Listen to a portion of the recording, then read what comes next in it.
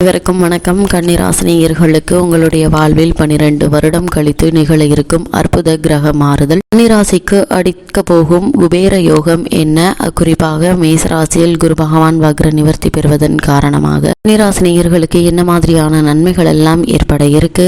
நிகழ இருக்கும் டிசம்பர் மாதம் 20ஆம் தேதி குரு பகவான் மேசராசியில் வக்ர நிவர்த்தி பெறுகிறார். இதனால் என்ன மாதிரியான முன்னேற்றங்கள் எல்லாம் ஏற்பட இருக்கு என்பது குறித்தான முழுமையான பதிவு தான் இந்த வீடியோல நம்ம விரிவா பார்க்க போகிறோம். அதற்கு முன்னாடி குரு பகவானை பற்றி சற்று விரிவாக தெரிந்து கொள்வோம். இந்திரன் உள்பட 30 முக்கோடி தேவர்களுக்கும் ரிஷிகளுக்கும் குருவாக விளங்குவதால் பிரகஸ்பதி என பூஜிக்கப்படும் குரு பகவான் நவகிரகங்கள்ல நாயகன் என போற்றப்படும் சூரியனுக்கும் ஆச்சாரியனாக திகழ்பவர். ஜாதகத்தில் தான் இருக்கும் ராசியிலிருந்து 5, 7, 9ஆம் ராசிகளை தன் சுப பார்வையினால் தோஷங்களை போக்கும் கருணையும் சக்தியும் பெற்றவர் குரு பகவான். இவர் வியாழன், பிரகஸ்பதி, பொன்னன் என்ற பல பெயர்கள் இவருக்கு உண்டு. அதிசாரம், வக்ரம் ஆகியவற்றினால் பாதிக்கப்படாத ஒரே கிரகம் இவர் மட்டும்தான்.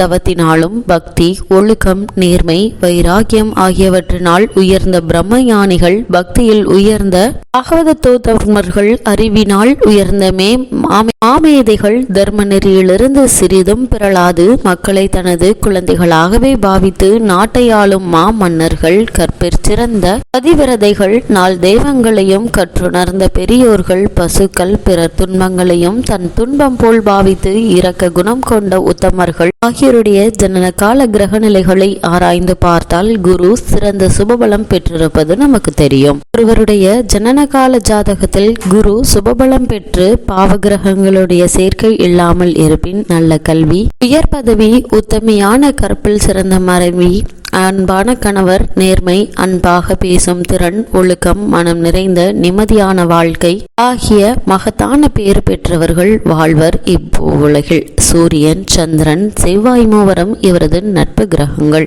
புதனும் சுக்கிரனும் பகை கிரகங்கள். மீனம், தனுசு ஆகிய 2 ராசிகளுக்கும் இவரது ஆட்சி வீடுகளாகும். கடகம் இவரது உச்ச ராசியாகும். மகரம் நீச்ச ராசி. ஜாதகத்தில் குரு உச்சபலம் பெற்று அவரது தசையும் வந்தால் அந்த வயதிற்கும் காலத்திற்கும் ஏற்ப குரு பகவான் நன்மைகளை வாரி வழங்குவார். இதேபோல் ஜாதகத்தில் பூர்வ புண்ணிய ராசியான 5ஆம் இடத்தில் சுபபலம் பெற்றிருந்தாலும் பார்வையால் பார்த்தாலும் அவரது தசை வரும்போது மகான்களுடைய தரிசனமும், கங்காஸ்தான பாக்கியம், புண்ணிய தலங்களுடைய தரிசனம் ஆகியவை கிடைக்கும். தெய்வீக பெருமை பெற்ற குரு பகவானுடைய பிரதிய தேவதை சதுர்முக பிரம்மா. வியாழக்கிழமைகள்ல திருக்கோவில் ஒன்றிலோ அல்லது வீட்டின் பூஜை அறையிலோ தவறாத தினமும் நெய் தீபம் ஏற்றி வைத்து வேதவியாச பகவான் பத்ரி ஆசிரமத்தில் அருளிய ஸ்லோகத்தை சொல்லி வந்தால் எண்ணற்ற நன்மைகள் ஏற்படும். குடும்பத்தில் மகிழ்ச்சியும் மன நிறைவும் ஐஸ்வர்யங்களும் சர்வ ஐஸ்வர்யங்களும் கிடைக்கும். குரு பகவான் ஒரு ராசியை கடப்பதற்கு சுமார் 12 மாதங்களை எடுத்துக்கொள்வார்.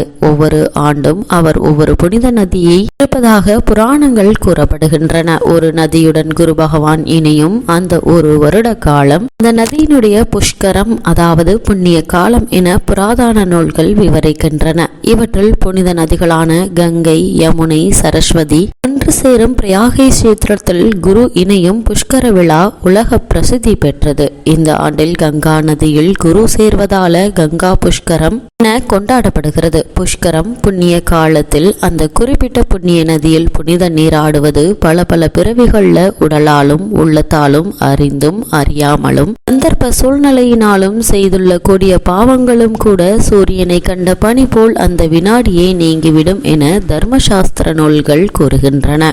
குரு பகவான் தனது ஆட்சி வீடான மீன ராசியை விட்டு மேச ராசியில் சஞ்சரித்துக் கொண்டிருக்கிறார். ஆனால் தற்போது வக்ரகதியில் இருக்கிறார். டிசம்பர் மாதம் 20ஆம் தேதி வக்ர நிவர்த்தி பெறுகிறார். இந்த காலகட்டம் இந்த ராசிகள் தான் இருக்கிறார். மேஷம் செவ்வாயினுடைய ஆட்சி வீடாகும். குருவும் செவ்வாயும் நட்பு கிரகங்களாகும். குருவினுடைய இந்த மேசராசி சஞ்சார காலகட்டம் நிகழக்கூடிய இந்த ஒரு வருட காலத்திற்கு மேசராசியில் தான் அமர்ந்திருப்பாரு குரு பகவான். பொதுவாக ஜோதிட சாஸ்திரத்தின்படியும் ஆன்மீக ரீதியாகவும் குரு பகவான் ஞானத்திற்கு அதிபதியாக கருதப்படுகிறார். திருமணம் போன்றவை தடையின்றி நடக்க, நல்ல வேலை கிடைக்க, உயர் கல்வி பெற என வாழ்வின் முக்கிய நிகழ்வுகளுக்கு குருவினுடைய அருள் மிக மிக முக்கியம். இதனை குரு பார்க்க கோடி நன்மை என்பார்கள். குரு பகவானை நாம் சென்று தரிசிப்பது கோடி நன்மைகளையும் புண்ணியங்களையும் தருமா, அல்லது குரு பகவானுடைய பார்வை நம் மீது விழுவது கோடி நன்மைகளை தருமா என்ற சந்தேகம் பலருக்கும் உண்டு. வாழ்வின் முன்னேற்றம், பலவிதமான நன்மைகள் பெறுவதற்கு குருவினுடைய ஆசி மிக மிக அவசியமாகும். குருவினுடைய பார்வை இருந்தால் எப்படிப்பட்ட பிரச்சனையாக இருந்தாலும் இதிலிருந்து மீண்டு வர முடியும் என்பது ஐதீகம். ஆன்மீகத்தில் 2 பார்வைகளுக்கு மட்டுமே கோடி நன்மைகள் கிடைக்கும் என்று கூறப்படுகிறது. ஒன்று குரு பார்வை, மற்றொன்று கோபுர தரிசனம். இதில் குருவினுடைய அருள் வாழ்க்கைக்கு இந்த அளவிற்கு முக்கியம் என்பதற்கு உதாரணமும் உண்டு. இப்படிப்பட்ட குரு பகவான் மேசராசியில் வக்ர நிவர்த்தி பெறுவது எண்ணற்ற நன்மைகளை நம்மளுடைய வாழ்வில் ஏற்படுத்தும். இவ்வளவு மேன்மைகளை கொண்ட குரு பகவான் மேசராசியில் வக்ர நிவர்த்தி பெறுவதன் காரணமாக கன்னிராசி சேர்ந்த உத்திரம் 2ஆம் பாதம் முதல் அஸ்தம் சித்திரை 2ஆம் பாதம் வரை உள்ள நட்சத்திரக்காரர்களுக்கு மேலும் என்ன மாதிரியான நன்மைகள் எல்லாம் ஏற்பட இருக்கு என்று பார்க்கும்போது, வீரியம் நிறைந்த சனி பகவான் கும்பராசியில் சுபபலம் பெற்று அனுகூலமாக சஞ்சரிக்கும் நிலையில ராசிக்கு அஷ்டமஸ்தானமாகிய மேசராசிக்கு குரு பகவான் மாறியது அனுகூலமான ஒரு மாறுதல் என்று கூற முடியாதுங்க. ராகுவினுடைய அஷ்டமஸ்தான சஞ்சாரம் குருவினுடைய சேர்க்கையினால் குறையும் என்பது உண்மையும் கூடங்க. இருந்தாலும் சூரியன் அவரது உச்சகதியில் இருக்கும் நிலையில குருவும் இணைவது குடும்பத்தில் பண பிரச்சனைகள் ஏற்படக்கூடுங்க. வருமானத்தை விட செலவுகளே அதிகமாக இருக்குங்க. இருந்தாலும் சென்ற பல மாதங்களாக ராகுவினுடைய நிலை காரணமாக ஏற்பட்டிருந்த ஆரோக்கிய குறைவு, உடல் உபாதைகள், ஒற்றுமை குறைவு ஆகியவற்றினுடைய கடுமை குறைய இருக்குது. விவாகம் சம்பந்தமான முயற்சிகளை ஒத்தி போடுவது நல்லது. அப்படியே மேற்கொண்டாலும் வரனை பற்றி தீர விசாரித்து ஆராய்ந்து அதற்கு பிறகு வரனை நிச்சயிப்பது மிக மிக நல்லது என்பது கிரகநிலைகள் உங்களுக்கு முன்கூட்டியே அறிவுறுத்துதுங்க. கன்னிராசி சேர்ந்த உத்தியோகஸ்தர்களுக்கு குரு பகவானுடைய வக்ர நிவர்த்தியின் காரணமாக மேலும் என்ன மாதிரியான நன்மைகள் எல்லாம் ஏற்பட இருக்கு என்று பார்க்கும்போது, வேலைக்கு சென்று வரும் கன்னிராசி அன்பர்கள் தங்களுடைய அன்றாட பணிகள்ல அதிக கவனத்துடன் செயலாற்ற வேண்டியது அவசியம் என கிரகநிலைகள் குறிப்பிட்டு காட்டுதுங்க. அஷ்டமஸ்தானத்தில் சூரியன், குரு மற்றும் ராகு ஆகிய கூட்டணிகள் உருவாகி இருக்குதுங்க. தொழிற்சாலைகள்ல பணியாற்றி வரும் ஊழியர்கள் இயந்திரங்களை கையாளும் போது